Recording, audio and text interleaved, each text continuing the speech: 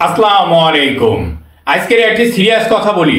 ধরেন আমি জিজ্ঞাসা করলাম ভিজা কাপড় শুকাইতে কি লাগে, আপনার মাথায় সাথে সাথে চলে আসবে দড়ি লাগে। কিন্তু সত্যি কি দড়ি? না ভাই, রোদ লাগে। আমরা যেটা দেখে অভ্যস্ত সেটাকে আমরা সত্যি ধরে নেই। ঠিক তেমনি আমাদের সমাজে কিছু বুদ্ধিজীবী, কিছু সাংবাদিক আছে, তিলকে তাল বানাইতে এরা ওস্তাদ। জুলাই গণ অভ্যুত্থান, গুলির ম্যাগাজিন, বিদেশে যাত্রা, ব্যাগ তল্লাশি, সব কিছু নাটক তৈরি হয়।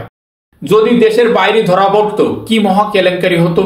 এক একজন বিশ্লেষণ করে কে মোলা খাইলো, কখন খাইলো, কতক্ষণ আগে খাইলো, গল্প বানাইতে রাস্তার। এদেশ কোথায় যাচ্ছে আমরাও দেখি।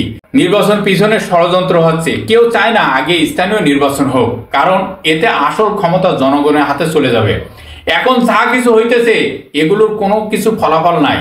এগুলো সবই নির্বাচন পিছাইবার ষড়যন্ত্র। স্থানীয় নির্বাচন আগে হতে হবে। আগে যদি না হয় এই দেশ পরিবর্তন হবে না। এই দেশ যদি এখন পরিবর্তন না হয় আগামী 100 বছরও পরিবর্তন হবে না। এখন স্থানীয় নির্বাচন আগে হয়ে গেলে কি হবে? যারা যারা ইচ্ছা মতন দাঁড়াবে, ভাই মনে করেন আপনার এলাকা থেকে 3 জন দাঁড়িয়েছে, তাদের থেকে যাচাই করে সেই তো পাশ করবে। আগে যদি জাতীয় নির্বাচন হয় তখন কি হয় জানেন? ওই এমপির হাতে ওই এলাকা চলে যায়। তখন ওই এমপি সাহেবের চামচামি করতে হয়। আর ওই এমপি সাহেব তখন খেয়াল রাখে চেয়ারম্যান বানাবো কারে কারে, এ আমাকে 10 কোটি টাকা দিছে, ওই টাকা নিয়ে আমি আবার আমার ওই যে ওপরের লেভেলে 2-3 লাখ টাকা খরচ করবো, বাকি টাকাগুলো বইয়ের নামে রেখে দিব, এরপরে বেগম পাড়ায় বাড়ি বানাবো। এই পদ্ধতি যাইতে চায়।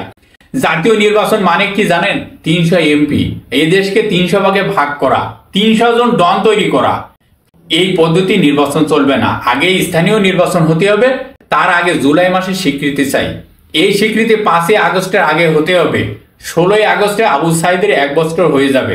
1 বছর আগে এইভাবে বুক পাইতে দিছিল, এই কথা ভুলে গেলে হবে না এত সহজে। আগে জুলাইয়ের গণ অভ্যুত্থানকে বুকে ধারণ করেন, তারপরে নির্বাচন চান, তা না হলে ভুল করবেন। এখন যারা এদেশের পাহারাদার আছেন তাদেরকে আপনারা দাড়ি টুপি নিয়ে সমালোচনা করতেছেন, তারা আজকের সামনে চলে আসছে। এই কয়েক মাস, মাত্র 10 মাস পেটে থাকলে সন্তান যেমন জন্ম হয়, ঠিক তেমনি একটি সন্তানের জন্ম হচ্ছে এদেশে। যে সন্তান এদেশকে পাহারা দেবে, এই বিশ্বাসটুকু রাখেন ভাই। খুব সিরিয়াস কথা বললাম। এই যে 3 কোটি নতুন ভোটার আসতেছে, আমাদের যুব সমাজ একদম নিউ ব্রাউন্ড ভোটার, এদের হাতে আগামী সরকার। আপনারা যা চাইছেন ডক্টর ইউনূস স্যার তাই দিবে, কারণ উনি আমাদের সঙ্গে অদাবদ্ধ। শহীদদের মা বাবার সঙ্গে উনি নিজে মুখে বলেছেন উনি অদাবদ্ধ, অদা ভঙ্গ করতে পারেন না। এখানেই শেষ করলাম। আল্লাহ হাফেজ।